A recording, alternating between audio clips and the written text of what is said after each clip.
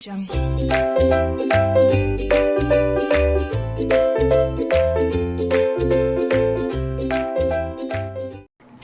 hello everyone. Welcome back to my channel named Learning to Learn. So first of all, आप मेरे channel को follow कर सकते हैं. उसके अलावा आप मुझे वेरियस प्लेटफॉर्म पे फॉलो कर सकते हैं, लाइक लिंक्डइन, आप मुझे वहाँ फॉलो कर सकते हैं, Instagram, Facebook, Twitter, that was Twitter and Instagram, as well as I'm a verified educator on Unacademy. मैं Unacademy पे NTA UGC नेट कैटेगरी में पढ़ाती हूँ. Okay, apart from all this, आज हम क्या करने वाले हैं? Today is very important day because आज से हम लोग पेपर 1 की प्रिपरेशन कंटिन्यू करने वाले हैं. ये वीडियो मैं ऑलरेडी इंग्लिश में अपलोड कर चुकी हूँ. तो अगर if you are more comfortable in English, if you want the entire you can say lesson or the lecture in English, what you can do is just go to the comment section below and just click on the English version of this particular lecture. Okay, तो और जो हिंदी में comfortable है वो ये पूरा lecture देख सकता है.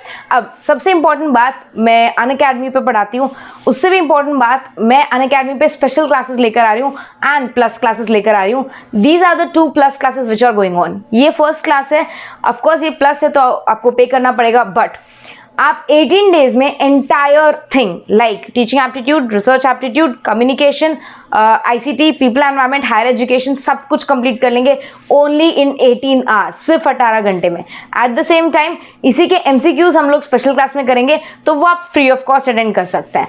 And one more revision session we are coming up with, actually start हो चुका है, of me, Madhusudan sir and Talveer sir. Talveer sir paper 1 cover करवाएंगे, पेपर 2 के MCQs through various theories and MCQs PYQs मैं कवर करवाऊंगी और मधुसूदन सर कवर करवाएंगे. सो make sure you join Unacademy. Now, let's start with today's lecture. For today's lecture, I'm going to use a particular notes which I made, और ये notes आपको Telegram पे मिल जाएंगे, आप डाउनलोड कर सकते हैं. और अगर आपको ये notes चाहिए तो नीचे डिस्क्रिप्शन बॉक्स पे जाइए और Telegram ग्रुप में ज्वाइन कीजिए, वहां पर ये आपको नोट्स आराम से मिल जाएंगे. ठीक है, सो ये टीचिंग एप्टीट्यूड का पहला चार्ट है.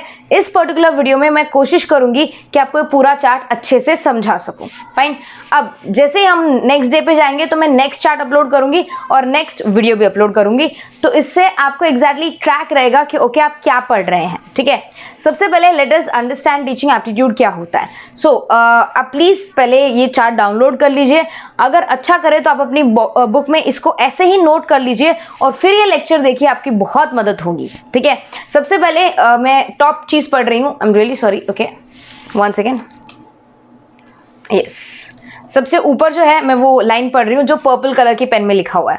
Teaching is a process in which learner, teacher and other variables are organised in a systematic manner to attain a predetermined goal. So teaching क्या है? टीचिंग में 3 चीज़ें होती हैं.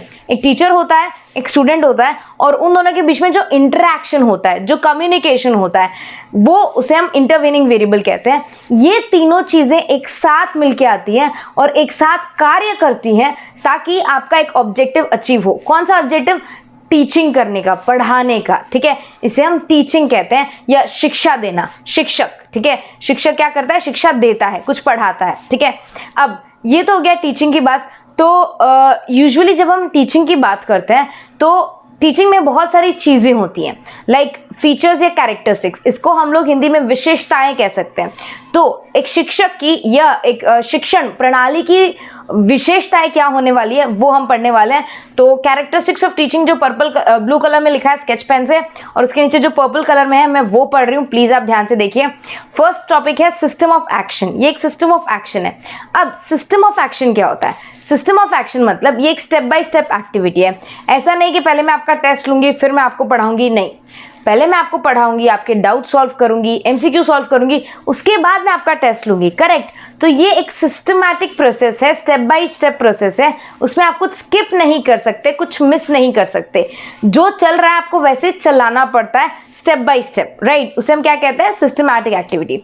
The next is subjective analysis and assessment. Very important. एक teacher का analysis और assessment उसके स्टूडेंट पे डिपेंड करता है कि उसका स्टूडेंट किस तरह पढ़ रहा है. अगर आपका पढ़ा हुआ बात स्टूडेंट को समझ में आ रहा है, उसको उससे बेनिफिट मिल रहा है, वो क्वेश्चन आंसर्स कर पा रहा है, एग्जाम क्रैक कर पा रहा है, इसका मतलब टीचर भी इफेक्टिव है, राइट।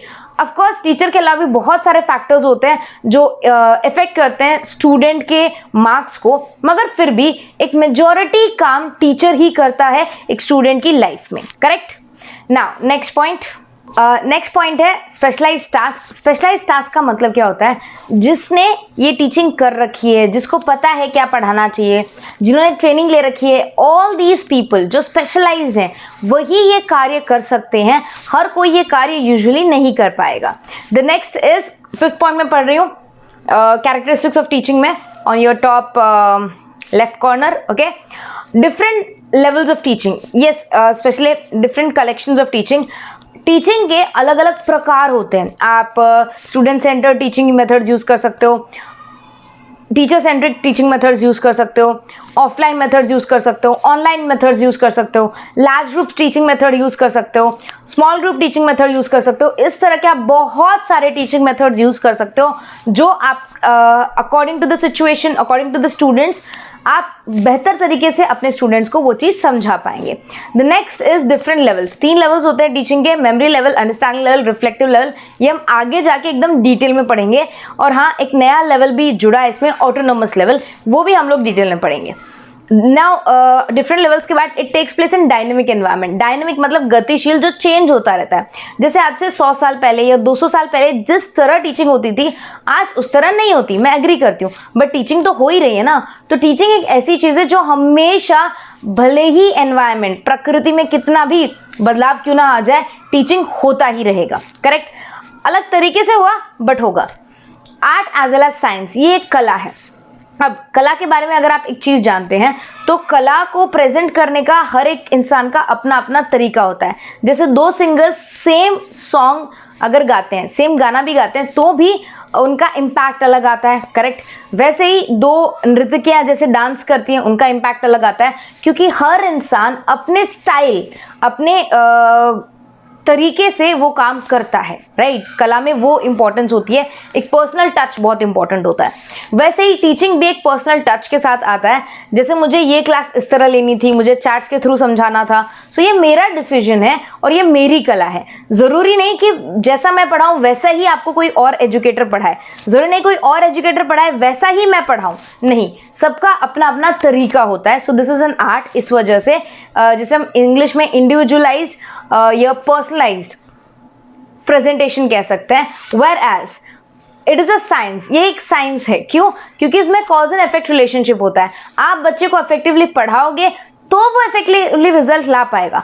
आपने अगर बच्चे को इफेक्टिवली नहीं पढ़ाया तो वो रिजल्ट नहीं ला पाएगा, राइट। सो ये साइंस भी है और आर्ट भी। The next one is it is closely related to education, learning, training and all these things, conditioning बोल सकते हैं हम लोग। अब ये जो सारी चीज़ें हैं, ऑफकोर्स टीचिंग इससे बहुत नज़दीक से जुड़ा है, बहुत रिलेटेड है, बट सेम नहीं है।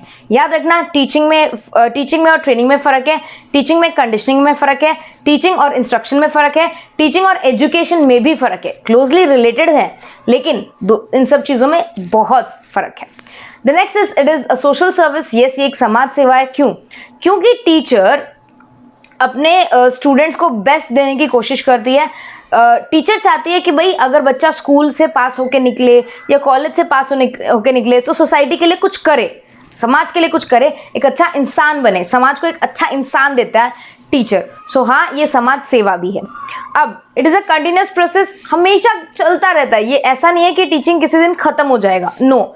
जब तक आपकी ज़िंदगी चलेगी तब तक ये चलता रहेगा। दैट इज़ वाई इसे हम कंटिन्यूस प्रोसेस भी कहते हैं।